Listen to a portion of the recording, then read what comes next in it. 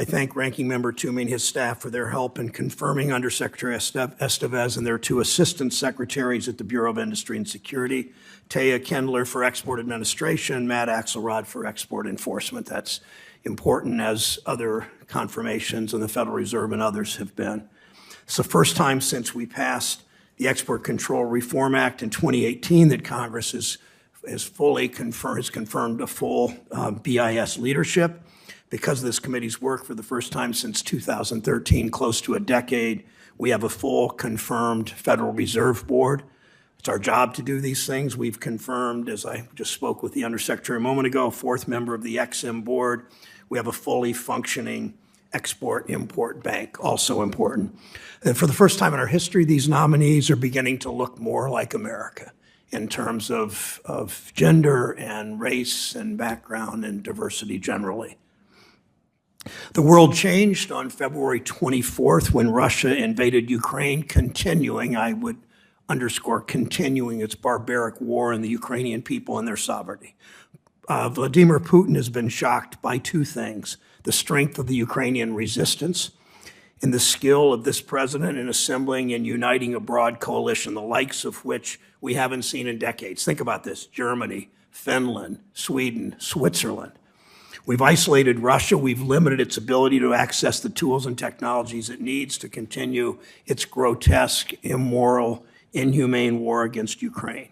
BIS has been integral in our international response to siphon off Russia's access to military material. I thank all of you for that. It quickly rolled out a sweeping series of rules designed to stall and degrade Russia's military and technological capabilities.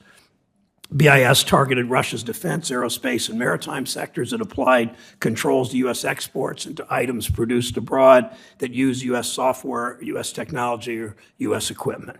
Since February 24th, BIS has issued a dozen new rules, ramped up enforcement activity, continued to build what your Assistant Secretary Axelrod called, quote, the broadest expansion of multilateral export controls among like-minded partners since the creation of COCOM back in Cold War days in 1949. Results have been impressive. Exports to Russia by countries who have imposed sanctions have fallen 60%.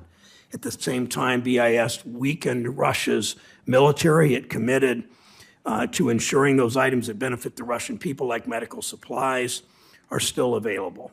There's ability to distinguish bad actors, whether they're state or non-state actors, while still allowing innocent civilians to benefit from U.S. exports is crucial. Threading that needle is crucial as the agency builds on this international coalition to address other national security and foreign policy challenges. To that end, Mr. Undersecretary, I'm encouraged by your statements calling for strengthening or supplementing our existing multilateral regimes. Enhancing our multilateral regimes requires patience by BIS and by Congress. We must work with allies to identify the items and the technologies that present a risk to our collective national security. It's important work. I'm pleased to hear that it is one of Undersecretary Estevez's top priorities. Back in 2018, when this committee worked to enact the Export Control Reform Act, we included policy statements guiding BIS in developing export control policy. One of these guiding principles is that our national security requires the U.S. maintain our leadership in science, technology, engineering, and manufacturing. That value should guide our export control policy. It should guide our work in Congress. We do not want to be at the mercy of our competitors or our adversaries for technology and other inputs vital to a 21st century economy. Dependency on countries like China poses a huge economic risk and an unacceptable national security risk. It's why we need investments in research and development and investments in our fellow citizens. We have an innovation and competition bill in Congress that would do just that. I appreciate Mr. Estevez's enthusiastic support for that bill. Ranking Member Toomey and his staff, and I compliment them, have worked in good faith with me and my staff to negotiate this committee's conference provisions. I thank them for that important work. We've reached bipartisan agreements on provisions with House Foreign Affairs and House Financial Services. It's time for us to vote on and pass a final bill that promotes U.S. science and U.S. technology and U.S. manufacturing so we maintain U.S. economic leadership. This bill will create thousands, likely tens of thousands of good-paying jobs in Ohio and many more around the country, jobs in growing industries, jobs where you build careers.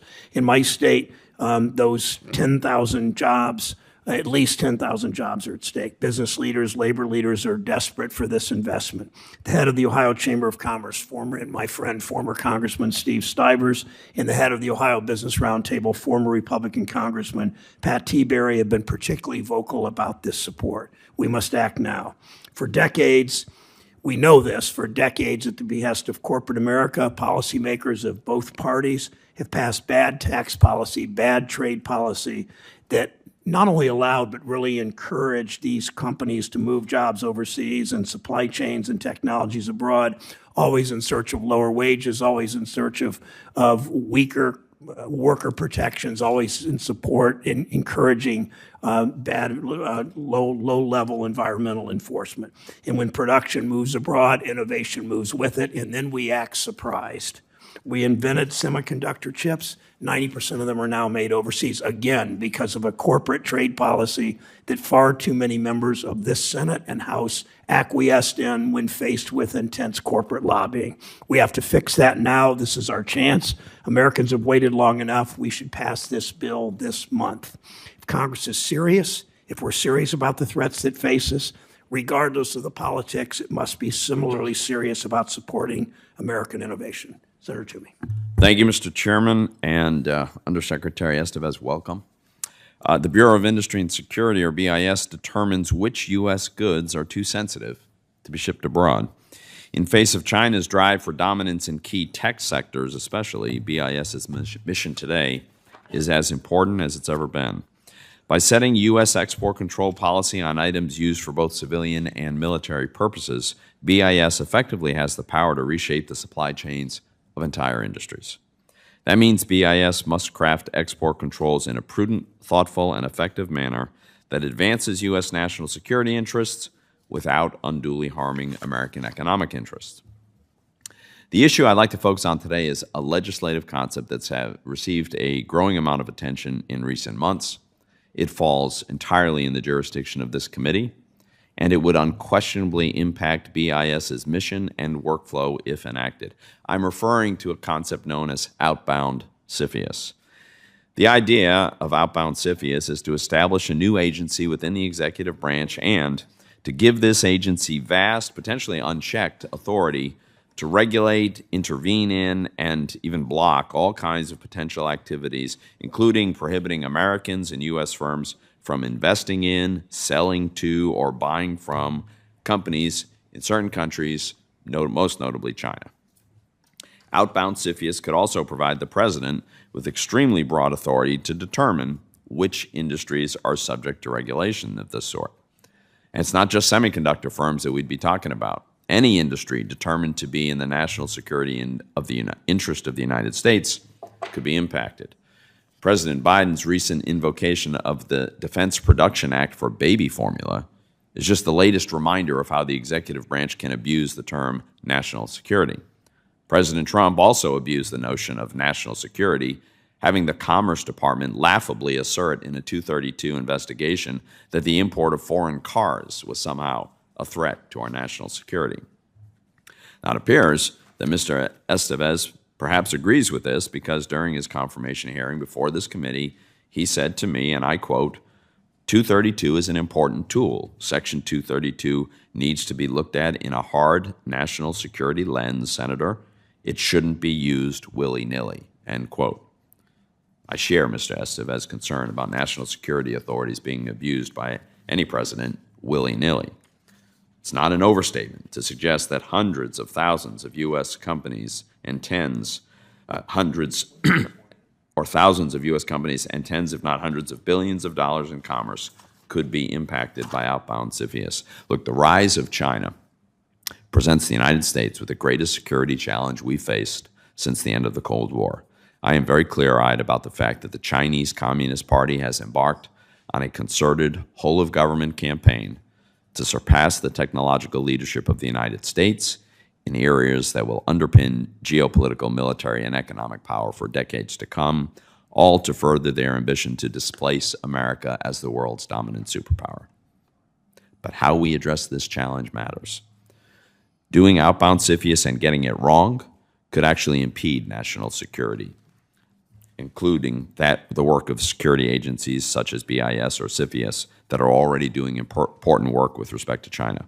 Getting it wrong could also severely harm the United States. We can't prevail in this contest with China by emulating China, like the China competition bill before the Senate envisions in many ways.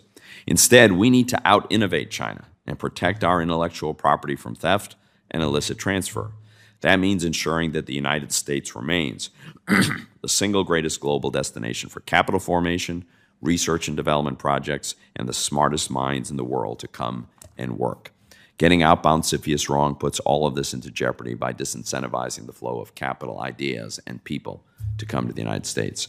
There are many important questions about outbound CFIUS that remain to be answered. For example, what exactly is the problem outbound CFIUS is attempting to solve? How do current laws and authorities, such as export controls, address or fall short of addressing these problems? How would outbound CFIUS affect the United States as a destination for capital formation and technological innovation? Now, I'm not the only one concerned about the reasoning and implications of standing up an outbound CFIUS mechanism. I have here, Mr. Chairman, a letter from 3 former officials from the last administration who directly oversaw CFIUS and export controls. The letter raises concerns about the scope and justification for outbound CFIUS and calls for any such mechanism to be grounded in a clear statutory law brought about through regular order. Mr. Estef's predecessors clearly are concerned about the way in which outbound CFIUS is playing out. I think he should be concerned too. In addition, 11 trade associations representing hundreds of companies and thousands of workers sent a letter to Congress expressing opposition to the inclusion of outbound CFIUS in the China competition bills that are under consideration. I ask that these 2 letters be entered into the record. Without objection, so ordered. So given these concerns, I think Congress really has to take the time to properly evaluate the outbound CFIUS concept rather than rushing to enact legislation that is not properly vetted. Thank you, Mr. Chairman. Thank you, Senator Toomey. I appreciate the ranking member's comments about the outbound investment provisions. I meant what I said in my opening statement. I want to pass a final competition bill this month. Time is up. We need to act. I'll work with my colleagues on this issue, but we should do it. We should do so in another vehicle. So, thank you. My pleasure to welcome Undersecretary of Commerce Alan Estevez. Was sworn in early April. Thank you for joining us. You're recognized for your testimony. Thank you, Chairman Brown. Thank you, Ranking Member Toomey, and thank you, members of this committee, for inviting me to testify before you today on the work of Commerce Department's Bureau of Industry and Security, or BIS. As the Undersecretary of Commerce for Industry and Security, I view my role as the Chief Technology Protection Officer of the United States. Our primary goal is to prevent malign actors from obtaining or diverting technologies that can be used against the United States or its allies in order to protect our national security and advance our foreign policy objectives. Export controls are a unique and powerful tool for responding in the modern environment. This is particularly true when we work together with our allies and partners. Today, I will briefly discuss BIS's role in administering and enforcing export controls in response to Russia's further invasion of Ukraine, the pacing threat of China, the identification of emerging and foundational technologies essential to national security, and building a durable, multilateral technology security framework for export controls. Since February 24th, we have imposed sweeping export controls on Russia for its unjustified, unprovoked, and premeditated invasion of Ukraine, and on Belarus for its substantial enabling of that invasion. I want to thank the members of this committee for their support for additional funding for BIS in the first Ukraine supplemental spending bill that passed in March. We are choking off exports of technologies and other items that support Russia's defense, aerospace, and maritime sectors, and are degrading Russia's military capabilities and ability to project power. For example, overall U.S. exports to Russia have decreased approximately 88% by value since last year, and other countries implementing similar controls have seen export decreases around 60%. Importantly, since our controls fully taken effect, worldwide shipments of semiconductors to Russia have dropped 74% by value compared with the same period in 2021. Also, reports indicate Russia will have to ground half 2/3 of its commercial aircraft fleet by 2025 in order to cannibalize them for parts due to the controls we have implemented. This is one of the most aggressive and robust uses of export controls against another country, and the effects would not be possible without the coalition of 37 other countries so far that have adopted substantially similar controls on Russia and Belarus. As we continue our robust response to Russia's invasion of Ukraine, we remain focused on aggressively and appropriately using our tools to contend with the long-term strategic competition with China. My North Star at BIS is to ensure we are doing everything within our power to prevent sensitive technologies with military applications from getting into the hands of China's military, intelligence, and security services. BIS maintains comprehensive controls against China, including for the most sensitive items under our jurisdiction, as well as for predominantly commercial items when intended for military end use or end users in China. As part of our controls, we have nearly 600 Chinese entities on our entity list, 107 of those added during the Biden administration. China remains a complex challenge in the competition between democracies and autocracies. We are closely reviewing our approach to China, seeking to maximize the effectiveness of our controls. Another part of our mission at BIS is to identify and impose appropriate controls on emerging and foundational technologies essential to national security. Since enactment of the statutory requirement, BIS has established 38 new controls on emerging technologies, including controls related to semiconductors, biotechnology, and quantum computing. I continue to prioritize this issue. As part of this important mission, I've asked the Department of Defense Undersecretaries for Acquisition and Sustainment and Research Engineering to work with me to establish a Critical Technologies Review Board. This board will help BIS to understand the technologies DoD is investing in for military use and help us impose appropriate controls for those technologies. For the United States to maintain effective export controls and technology leadership, we need to coordinate with others. Our work with 37 other countries to implement the Russia controls helps provide a blueprint for further progress. We need to work with our allies to develop a 21st century export control framework for the digital age, which includes working with like-minded suppliers of sensitive technologies, as well as addressing the use of commercial technologies to commit human rights abuses. Finally, enforcement is critical to effective export controls, and we are working with partners across the globe to enhance export control enforcement. I value the collaboration and partnership with this committee as we tackle national security challenges. Thank you again for inviting me here today to testify, and I look forward to your questions. Thank you, Mr. Undersecretary. The questioning will begin with the senator from Nevada, Senator Cortez Masto, for 5 minutes. Thank you, Mr. Chairman. Of course. I appreciate the consideration. Undersecretary, in May, the Bureau of Industry and Security announced its decision, as we've been talking about, to cease which technologies subject to new export controls under the Export Control Reform Act are either emerging or foundational, and instead identify all such technologies together as Section 1758 technologies. So can you elaborate on how the Bureau expects this change to speed up efforts to identify technologies significant to U.S. national security? Thank you for that question, Senator. We found going through the process while we were looking at emerging and foundational technologies that we found an interagency debate over what's the difference between emerging and foundational. For example, is a 5-nanometer semiconductor emerging technology, or is it foundational next generation of an existing technology? Is a Tesla a new emerging vehicle, or is it just a car? So instead of dancing around that, to get technology protections out, we wanted to just identify them within the statute number 1758. That doesn't mean we won't go back and identify them as emerging or foundational and put appropriate controls. My guiding light is to put appropriate controls on technologies that may threaten the United States if used by the wrong people. But to get through the interagency process, we're going to blur that distinction. So could this lead to a rise in designations of such technologies and an increase in mandatory filings with CFIUS? Would this add more bureaucracy and slow this process down somehow, impeding our national security in being able to identify these technologies? I don't believe so, Senator. Okay. And I've, former DoD rep to CFIUS for 6 years. CFIUS needs to look at technologies for investment, including passive investment under the rules of PhRMA. They can do that using broad categories of technologies, AI, quantum computing. To do an export control, I need a more definitive identification of that technology. What's the algorithm? So, which CFIUS does not need. CFIUS needs to look at a broader scope. So for me, this is an easier way to get the proper controls around technologies that could be used against us while still allowing the processes to work.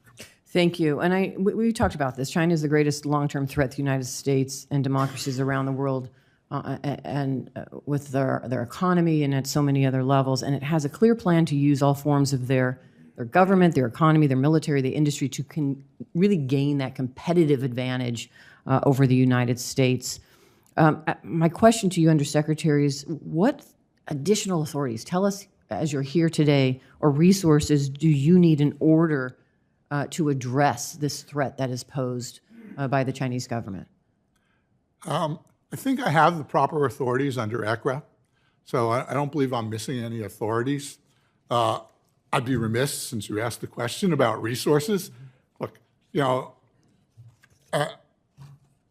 BIS is a fairly small organization. I could always use more technologists, more enforcement officers, you know, in a larger budget to use some tools that can give us access to supply chain mapping, for example. You know, so I would always look to Congress to help me in that regard. So let's talk about that workforce. So does that workforce exist? Do we have the skill set for what you need to be able to hire? I have some fantastic technologists on my staff. I think the talent is out there. Obviously, the government has to compete with that talent with the private sector. But, you know, there's people like me who came back from the private sector who want to do the right thing to protect our national security, and I think we can access that talent. Thank you. And then finally, how is BIS working to protect the U.S. IP and innovation with the interagency to ensure that critical and emerging technologies do not land in the hands of our adversaries, such as Iran and North Korea? So just like our protections against China and China's theft of IP, you know, we would have the same kind of controls. Theft of IP is a violation of export control because we also control the technical data around specific technologies. So if we found that someone that we could pinpoint that was stealing IP, that entity would probably land on the entity list, and we would take appropriate actions with our interagency partners. Thank you. Thank you, Mr. Undersecretary, for joining us today. Thank you, Senator Cortez. Master Senator Toomey's recommendation. Thank you, Mr. Chairman. Mr. Estevez, I just want to sort of try to establish some baselines here. So first of all, I trust you would agree that any technology transfer, even as a part of an outbound investment by an American firm into China, is currently subject to existing export controls. Yes, I would, Senator. Okay. So BIS, as I think you just said, has the authority to block the transfer of really any kind of technology, intellectual property, blueprint, procedural know-how, software. And that doesn't end because a U.S. company has entered into, say, a joint venture with a Chinese company. That's correct. They would need a license if it was a protected technology. Right. So let me just drill down on this and make it very clear. So if an American venture capital firm, for instance, is investing in a Chinese artificial intelligence company that has ties to the Chinese military, a technology transfer that's associated with that deal that included some kind of intellectual property or sensitive blueprints or services or procedural know-how, none of that escapes the jurisdiction of these export controls because it's part of an investment deal. If there was a technology transfer as part of that investment, that's correct, Senator. Right. So likewise, if an American semiconductor firm, software firm, has a joint venture with a Chinese company can't just get, again, the sensitive technology, intellectual property, or any of that.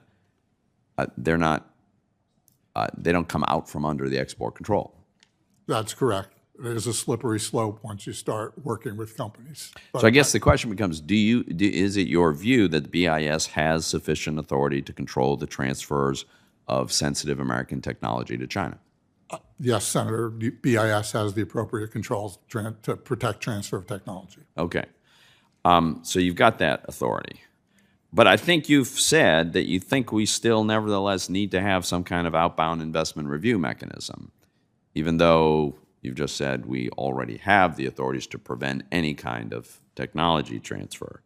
So I think given the limitations on time, I'm going to not ask you to explain fully how and why we need to have that limitation on investment when you've said we already have the full authority to prevent the technology transfer.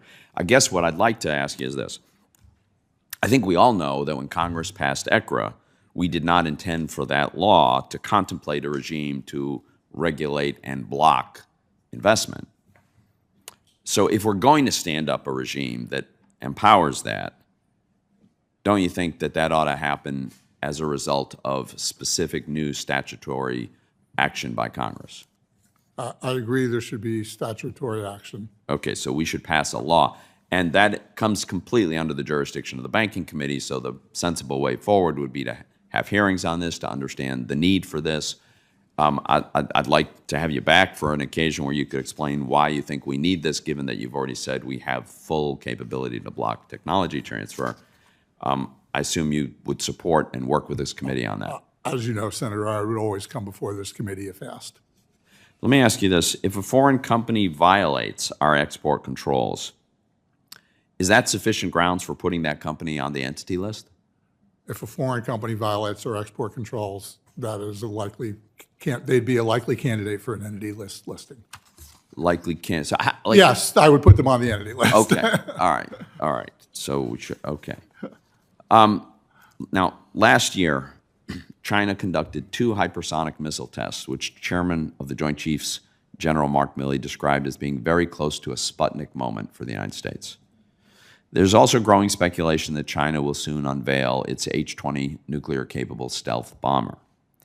Now, several months ago, my staff and the staff of the chairman requested a briefing on the hypersonic test to hear from BIS an assessment of whether or not and to what extent any U.S. technology that was used in the development of that system. But we have not yet received that briefing. So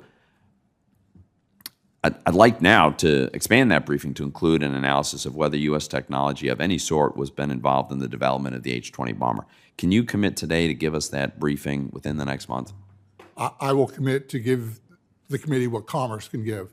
The reality is that's a much more complex problem that involves other agencies, including the But we haven't had the BIS briefing. I'm happy to, Senator, to give what BIS has. And we can do that within a month. Yes, sir. All right. Thank you, Mr. Chairman. Thank you, Senator Toomey. Senator Tester from Montana is recognized from his office. Where am I looking? Should be here, Mr. Estevez. I serve as chair of the Defense Appropriations Subcommittee, and there's been a lot of talk about national security, and rightfully so as it applies to your agency. Just on a side note, if we're really concerned about national security, we as a Senate need to put politics in the back pocket for once in our lives and make sure we get USICA passed and make sure that we get our appropriations bills done by the end of this fiscal year, which is our job. And if we don't do that, then we are putting everything at risk that we stand for as a nation. And I think now is not a time to play games or extend to a CR for even 30 days. The fact is that if we're going to have, in my case, a Defense Department that works, if we're going to have domestic programs that work for this nation, these budgets need to be out by the end of September.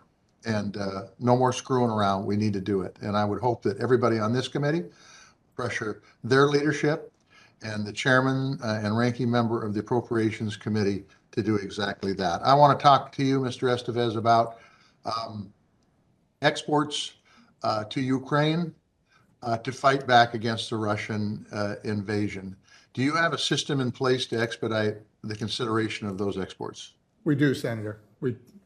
Could you walk me through what that process looks like, what that approval process looks like? So like all Briefly as you can. Like all licenses that may require, or items that are exported that may require a license, it goes through the interagency process, but we would move them up to the top of the list in order to make sure that we are providing the Ukrainian military the capability they need to defeat the Russians. And so what kind of time frame do you look at for those approvals? They are going within weeks, Senator, or shorter. Thank you. So there's been much said about China, and rightfully so, because there's a lot to be said about what China's doing. The technology that we're giving the Ukrainians, I do not want to get into what that is at all. But the truth is anything we give the Ukraine, you've got to assume China can get. How do you accommodate that? Yeah, so our export controls that I control are over dual-use items, not the military equipment that the Department of Defense is providing to China, or excuse me, providing to Ukraine. And, none of the items that we're talking about are like the type of high-end tech that we are looking at protections around China. Okay, you prefaced that by saying not the military stuff. What about the military stuff? You have oversight over that also. I don't have oversight over the provision of military equipment. That is under the jurisdiction of the State Department. But what about the technology that goes with that military equipment? Still part of the State Department? If it's embedded inside, like a HIMARS unit, for example, or an M777, which is an artillery piece, that is under the jurisdiction of state. Do you have any concern about the state's ability to be able to keep valuable information out of the hands of Russians and the Chinese? It's a matter of what's captured on the battlefield, I guess, is what you would be concerned about. That's correct. Nothing that, that I'm aware of, and I'm not, playing in the Department of Defense's role of providing equipment, but I'm familiar with the equipment that they've provided. None of that equipment is what I would call our crown jewels. Okay. And it's because Ukrainians aren't capable of using that equipment, quite frankly. I've got you. The last time we had one of these hearings in 2019, there was no one from the administration to testify. I was frustrated by that then, so I just want to thank you for being here. Because export controls are really very important to our national security, and Congress has a responsibility to provide the oversight of how that's working. And a great way to do that is to have folks like you in front of this committee. So balancing our national security with export competitiveness is also really, really, really important. In your role, how do you ensure that that is happening at BIS? Through our interagency licensing process, it's not just me that looks at stuff. It's Department of State, Department of Defense, Department of Energy for all licenses. And so that process in and of itself has a good divergence of views, or that usually come together in a coordinated fashion. And I think I personally believe that we need to balance those authorities. With that said, I also believe we do need to prevent the most sensitive technologies from going to people who have identified that they would like to use it against us. Okay. Thank you. Thank you, Mr. Chairman, and thank you, Mr. Estevez. Thank you, Senator. Senator Tester. Senator Daines of Montana is recognized. Mr. Chairman, thank you. And thank you for coming to the committee today. The United States is facing serious shortages of semiconductors used in virtually every aspect of our economy. I believe this is truly becoming a national security concern. Whether it's healthcare, whether it's the military, semiconductors form the core of our modern economy. I believe it's critical that we dramatically increase domestic manufacturing, as well as the fabrication of semiconductors, and ramp up our enforcement of intellectual property violations by China. And I believe the Senate version of USICA does just that. And they do that through the important CHIPS funding, and also with the addition of my bipartisan Protecting IP Act. I believe it's critical that our colleagues across the aisle abandon their partisan tax and spend proposals, and that Congress focuses on this very real national security threat by passing the bipartisan Senate USICA bill. However, BIS can be doing more right now, I believe, with their existing authorities. It's clear that China is seeking to leapfrog semiconductor technology by stealing American IP, and companies that are supposed to be on your entity list are still finding a way to access American intellectual property. So here's my question. What is BIS doing to ensure that high-tech and national security IP is not ending up in the hands of the Chinese government? Thank you for that question. And that's frankly what I spend my sleeping and waking hours thinking about, Senator.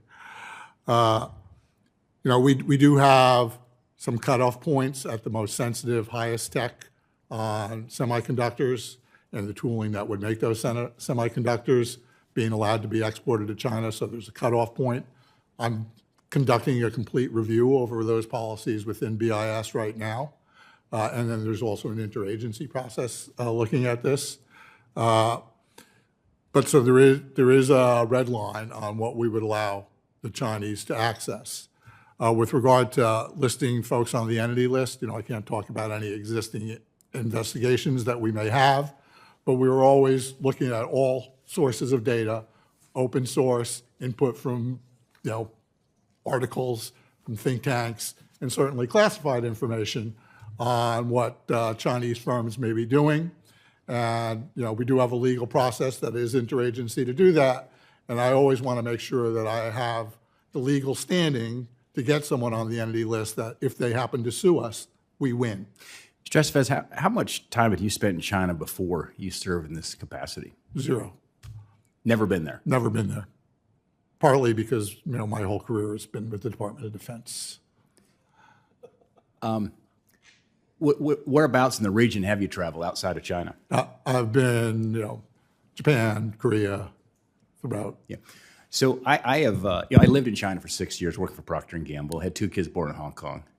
And one of the things one of my missions serving the United States Senate is to take U.S. senators, this is pre-COVID, into China and to see it. And the supply chain issues are very, very critical. But equally critical, and perhaps even a greater threat, is the innovation ecosystem that China is building. STEM graduation rates, 10 times greater than the United States of America. They're building not only in terms of the scale of the innovation ecosystem, but now the quality of the IP that they can generate. So it's about stealing IP, but it's now shifting increasingly to generating IP. And I think this is one of the greatest threats we face as a nation over the course of the next several decades. Senator, agree that they have an incredible ecosystem. I would put our ecosystem of a free and independent thought process up against a directed ecosystem against that. But as long as we can keep our freedom, the rule of law, abundant supplies of energy, tax codes that incentivize American innovation, I agree with you. The threats, I believe, to our long-term competitiveness are not outside this city, but they're right here in this city. Let's pass the BIA. Let's get CHIPS funding out there.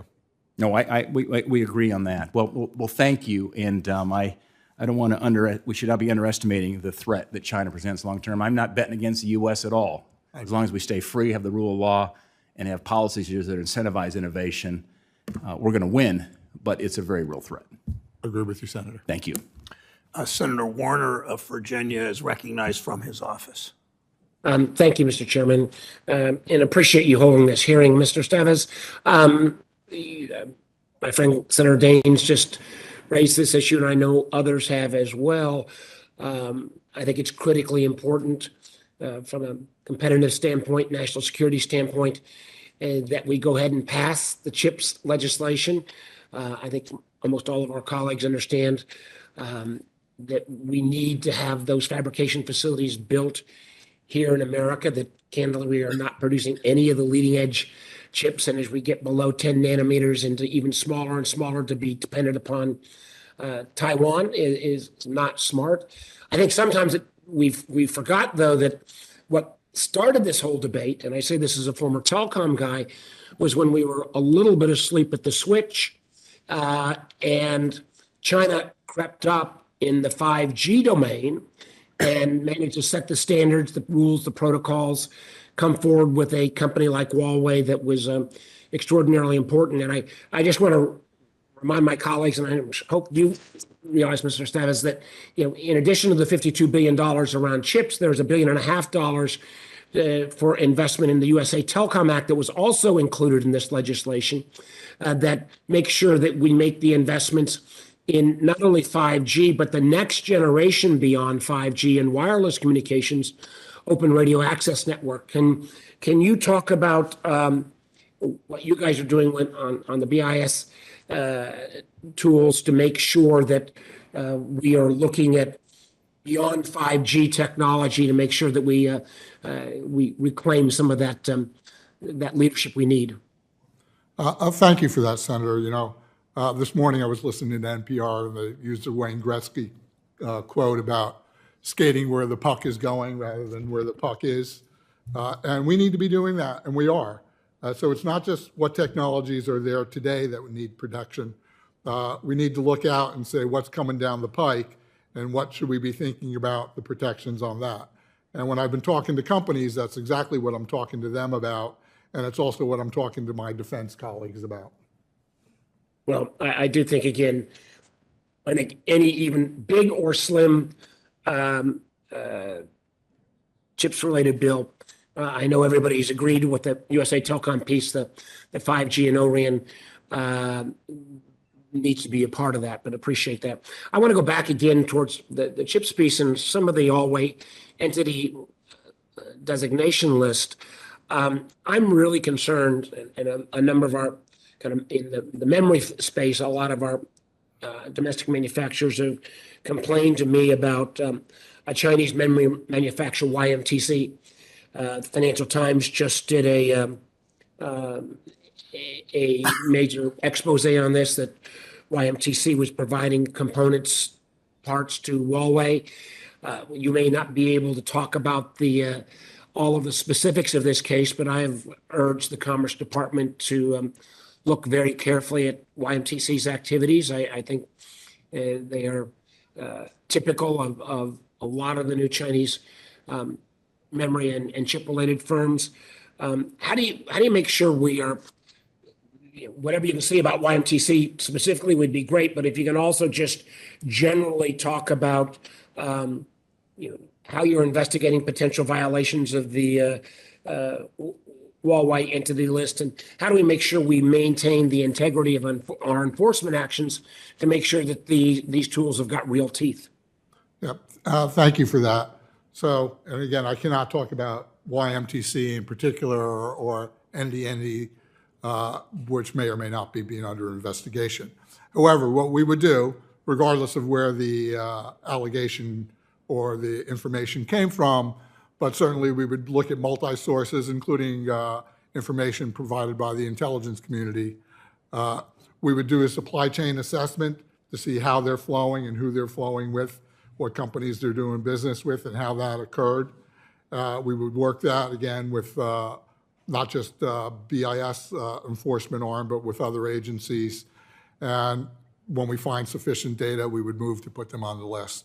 And again, it's all source data that we need to work on. If we find violations, we will put companies on the list. Well, there are a number of members. I think American companies have raised this concern. I think YMTC deserves that investigation, and I believe at the end of the day designation. But I appreciate your answers, sir, and I appreciate the time, Mr. Chairman. Thank you. Thanks, Senator Warner. Senator Tillis from North Carolina is recognized. Thank you, Mr. Chairman. Secretary Estevez, thank you for being here. I was happy to support your confirmation.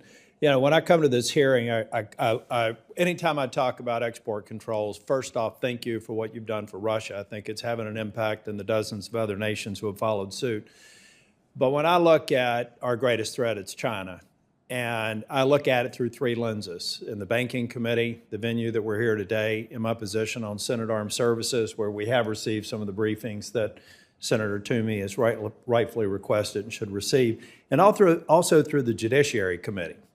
In Judiciary Committee in particular, I'm ranking member on the Intellectual Property Subcommittee. And we have had numerous hearings on China's theft of intellectual property. In fact, down in Charlotte, there's a company called Charlotte Pipe. It's been in the family for almost 100 years. It looks like an old-fashioned foundry. It's high-tech, but its looks like it was back maybe 75 years ago.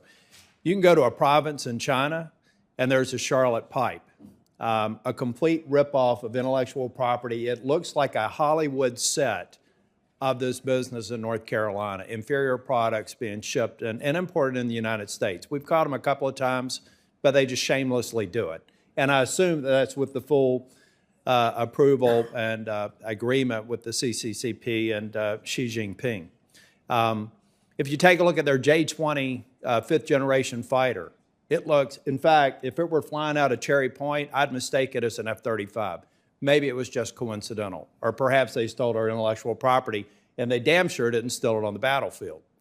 They are consistently, as a government, turning a blind eye towards intellectual property theft. Yeah, they are innovators, and they have gotten better, and I agree with Steve Daines. They are an innovator. They've got a middle class. It's almost twice the size of our U.S. population. I understand the need for businesses to invest in China, but I also think that we have to match China strategically. In August, I'm going to be on a trip that will take me to South America and Africa, and most of my focus is going to be on Chinese investment in this hemisphere and in Africa that have dual purpose uses. Virtually every dollar that China invests in outside of their country has a dual purpose, an economic and military purpose, and we have virtually no answer to that. So in my opinion, we've got to get smart. We have to play the same game that they're playing. And if we don't, then Xi Jinping will achieve his objective of being the economic and military superpower by 2050. And we no longer have to think about the threat of the invasion of Taiwan as hypothetical. We've seen what Putin's done in the Ukraine. It's a real threat. And we know, and we only have to look to Hong Kong to see that China would be prepared to do it if they thought they could get away with it. Think about what would happen if China took Taiwan and how disruptive that would be to the global economy, and particularly the United States economy with the technology that we rely on out of that part of the world. So I've got a debate club in my office, Senator Toomey. Half of them, if the light shines on them right, looks just like you in terms of being very careful about controlling outbound investment. The other half, who happens to be the people who sit on Judiciary Committee, my Judiciary staff, and my Senate Armed Services staff, say we've got to do something differently here. We have to recognize them differently. We do have to have free trade with China, but it's got to be fair, and there has to be a consequence when they're not playing by the rules. And they are absolutely not playing by the rules. And by the way, on CFIUS, I've had personal experience with CFIUS where I think we've got work to do there. We get some transactions swept up in CFIUS that shouldn't. I think that there are some reviews that need to go more quickly. We ended up getting one done that affected a North Carolina-based business. But I do think it's time for us to sit at the table and figure out if we're going to play the same game China's playing or if we're going to let them unilaterally use every device that they have, and we don't. So the only question I have for you in the 30 seconds remaining, when you're taking a look at outbound or any sort of export controls right now in your lanes, and I know you talk about where the DOD comes in, is the intelligence community and the DOD involved in your decision-making process? The intelligence community provides information. The DOD is part of the decision-making process. How active are they in the final decision-making process? They provide inputs, or are they at the table? They're at the table. Good. Last thing here, I ask this of people all the time. What's the best thing in this Congress that could come out that could provide you tools that you think are necessary to match up against the China threat? I talked about some resources, certainly some. So you think you have the authorities, you just need more people? There's one authority that's a provision in one of the China bills that would give me authority to do some things on people working with the Chinese intelligence. Are there any proposals in Congress right now that would not be particularly helpful? No. I shouldn't say that, no. What are they? We believe that our interagency process works very well and that, it needs to remain that way. Okay, so what specific proposals are you concerned with? There's proposals around making the first discussion over a licensing decision a public record. So how did the DOD vote? How did DOE vote? How did state vote? And how did Commerce vote? And there's a process that works, and only 0.14% actually gets escalated, after discussion. Because what we do is we provide information, we pull from your question, the intelligence community, and we look at all sources to get the right answers. Got it. Thank you. Thank you, Mr. Chair. Thank you. And Mr. Undersecretary, follow up a little more on extending authorities that Senator Tillis just raised. What more you need precisely so we understand better? Yeah, there's in ECRA, or maybe it was passed after ECRA, there's a control that stops U.S. persons from supporting Chinese military. And we need it to be a little broader to Chinese military and the Chinese intelligence community, the surveillance community that are doing things. So that it would expand the export control, which I think was the original intent of the legislation. It just came out narrower than it was intended. Okay, thank you. And Senator Tillis, thank you for raising that and allowing me to explore a little better. Your agency, as BIS, has done impressive work to build an international coalition that has imposed sweeping export controls in response to Russia's unprovoked war in Ukraine. I spoke in my opening statement about the President's impressive assembling of the coalition in terms of pushing back on Russia, and from Sweden to Switzerland to Finland to Germany and beyond. And your export controls have been really important. How do you evaluate the effectiveness of these controls? How will it inform future actions? So we work with, again, our interagency partners and with those countries, and certainly with the intelligence community, to assess what's going on. And we listen to Russia's own statements. So Putin himself made a statement about concerns about the semiconductor loss of semiconductors coming into Russia. I know from my personal experience, in the Department of Defense, you need semiconductors to make a precision-guided weapon. Now, the Russians don't seem to care about precision-guided, because they indiscriminately hitting civilian populations. But the reality is they are going to run out of capability and are going to be incapable of sustaining their force over time. Okay, thank you. President Biden took office with the campaign promise that, quote, human rights will be the center of our foreign policy, unquote. That, as you know, as the world knows, is a dramatic reversal of its predecessors' foreign policy. What actions has BIS taken to follow through on that promise, and answer also what other actions do you plan to take? So human rights are part of the regular license review process. So any license that comes before us, we look to assess whether there's a human right issue around that. Certainly surveillance technology is a great example of that. We have a number of Chinese firms, I don't have the exact number off the top of my head, that we have put on the entity list related to their use of surveillance technology, and also to the suppression of the Uyghur minority in Xinjiang. And of course, we're working with the interagency on the Human Rights Initiative and what export controls would be appropriate in that vein.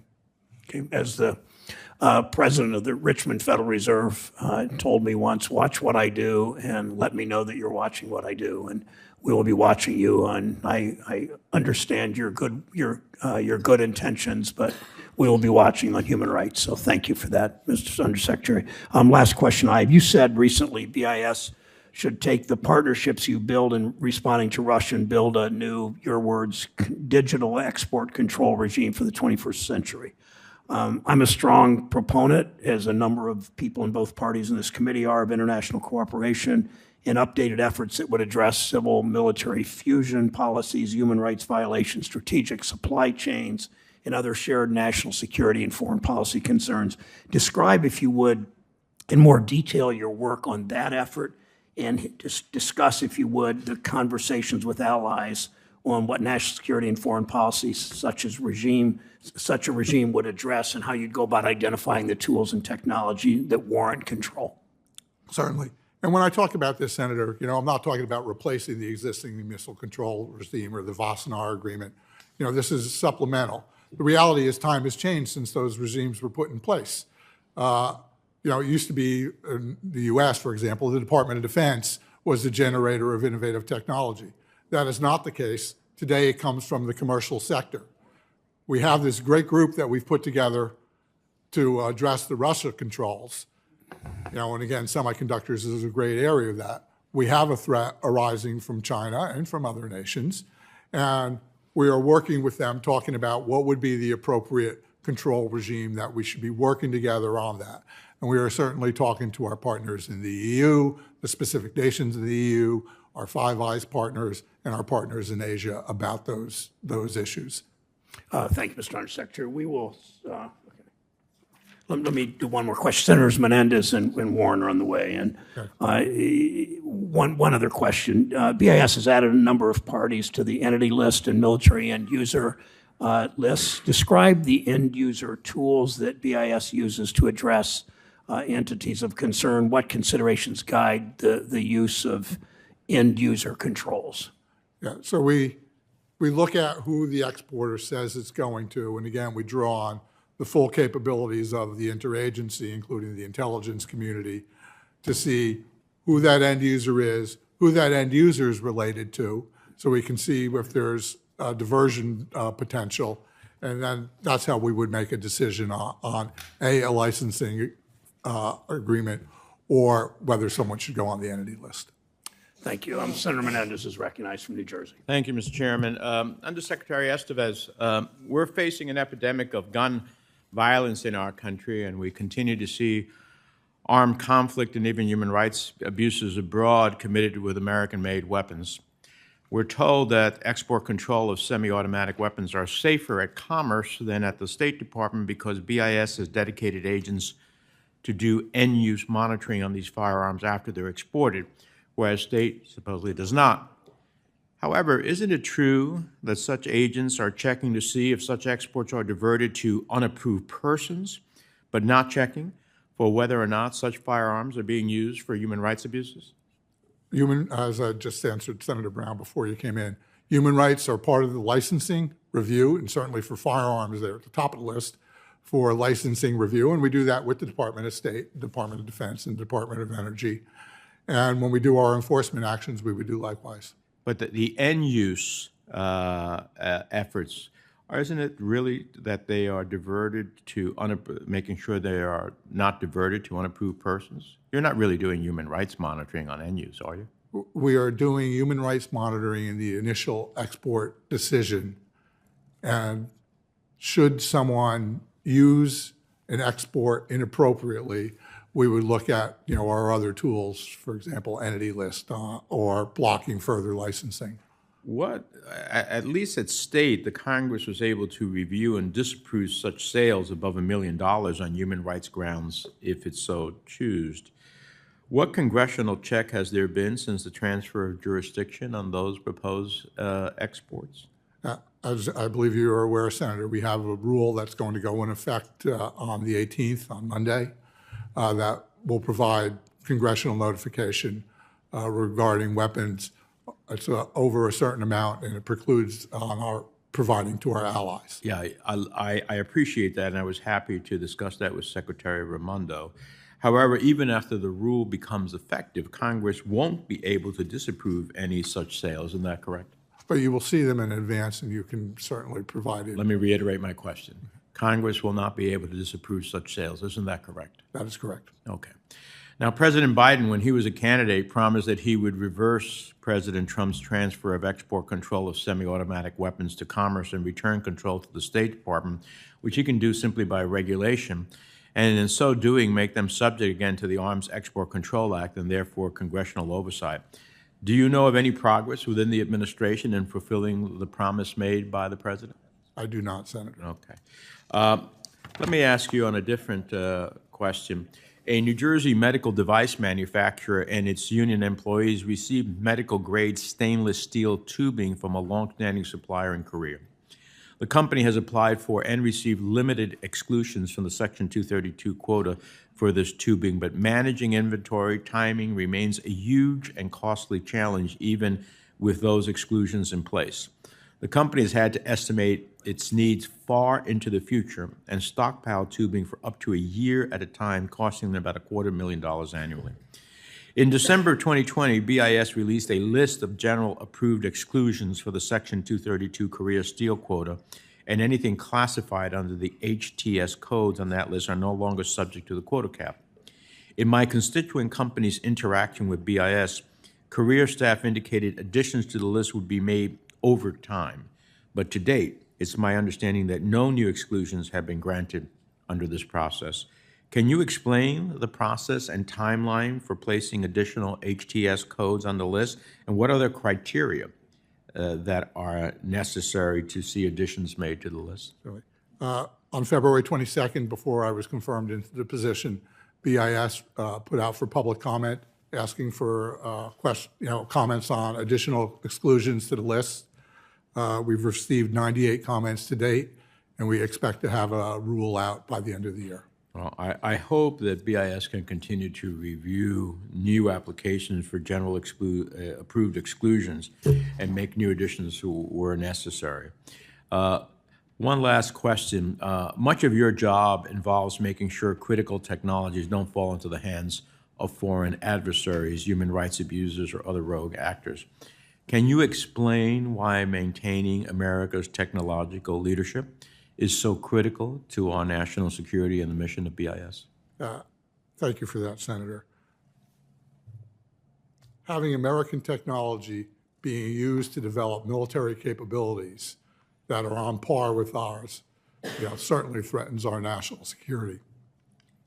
When I was in the Department of Defense, my job was to arm U.S. forces to provide the weapons and capabilities that they use, because we never want to put a U.S. soldier, sailor, airman, or Marine into a fair fight. And my job right here is to protect American technology from being used by an adversary to do that. That's my North Star, Senator. Mm-hmm. So therefore, we want to be in an unfair fight where we're on the side of the unfairness. We want to be on it. If an adversary is threatening us, we want to win. All right. Thank you very much. Senator Warren from Massachusetts is recognized. Thank you, Mr. Chairman. So I want to ask specifically about military assault weapons like the one that was used on the 4th of July to kill 7 people in Highland Park. Now, Congress should reinstate the assault weapons ban to keep these guns off our streets, but we shouldn't be shipping them to just anyone overseas either. In fact, companies need license from the federal government to sell assault weapons overseas. These are called export licenses. But in 2020, the Trump administration made it easier to get that permission by putting the Commerce Department in charge instead of the State Department, where those permissions had always resided. This shift is important. The State Department has deep expertise in foreign instability, human rights abuses, and terrorism. The Commerce Department specializes in promoting U.S. industry overseas, even the gun industry. In the 2020 campaign, President Biden promised to reverse the Trump decision and put export control back with the State Department, but as of today, that has not happened. So, Undersecretary Estevez, how many billions of dollars in assault weapons sales has Commerce approved since it took over export control in March 2020? I will have to get back to you on the exact amount, Senator, so I'll get you that. Do you want to do an estimate? I think your records show I think the website shows 15 billion or something. 15.7 billion. Across all types of weapons, not just assault weapons. So Commerce approved $15.7 billion in weapons sales in its first 16 months on the job. And by comparison, the State Department, when the State Department was making these decisions, it approved $12 billion on average in the same time period, including some weapons that never got transferred to Commerce. So if you do the math, that's about a 30% increase. Now, that is a huge boon to the gun industry. The $15.7 billion in Commerce-approved exports is nearly as large as the current size of the entire $19 billion U.S. gun manufacturing industry. Export control law gives Commerce a lot of authority to disapprove license requests, including if such weapons sales threaten our national security or undermine our foreign policy. So, Undersecretary Estevez, how often, since March 2020, has the Commerce Department actually denied the gun industry's requests to export these assault weapons? So, Senator, a couple of things. And it's a small percentage. And again, I don't have the percentage off the top of my head. But can I answer a couple other points? State Department is part of my review process. State Department can stop a sale. I'm asking, now that you have the approval process, what have you done? How many have you disapproved in that time period? Do you know the number? I do not know. It's 0.4%. That is less than 0.5% of the applications are disapproved, which sounds a lot like the Commerce Department is rubber stamping these license applications, including to places like Mexico, where corruption puts these weapons in the hands of criminals, or the Philippines, where there are multiple reports of security forces shooting civilians. Now, President Biden has stated clearly that he supports cracking down on assault weapons, both at home and overseas. So let me ask, Undersecretary Estevez, can you explain how increasing assault weapons export licenses by 30% and turning down less than 0.5% of applications is consistent with the president's stated objectives? Is the Commerce Department working for the president or working for the gun industry here? Senator, that also includes sales to people like Ukraine that are using those weapons against the Russians. I have right no now. doubt. So this is an interagency process now that it's moved to Commerce. There's a power of the Department of State that brings states' jurisdiction to that discussion, the Department of Defense, and the Department of Energy. So wait it's a an minute. interagency process that approves gun excuse licenses. me, Undersecretary. It's not just the Commerce Department. Excuse me. What happened is authority was transferred to the Commerce Department. And what has happened is that it has a minuscule disapproval rate, and the weapons sales have gone up dramatically. Look, the Commerce Department is helping put more assault weapons in more hands, and this needs to stop. It's time to put overseas gun sales back in the hands of the State Department, where someone can exercise better judgment over it. Thank you, Mr. Chairman. Thank you, Senator Warren. Nobody on your side, right?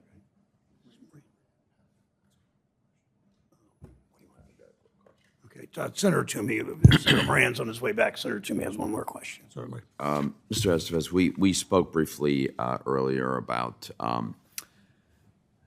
how to determine whether or not U.S. technology was involved in the development of China's stealth bomber and hypersonic missile. And we talked about a briefing, and you agree that you do the briefing in it. But subsequent dialogue suggested that it might be useful to involve the DNI in that briefing. Will you work with us to make sure that we get a comprehensive insight into this and the input of the DNI? I absolutely will work with you on that, Senator. Thank you very much.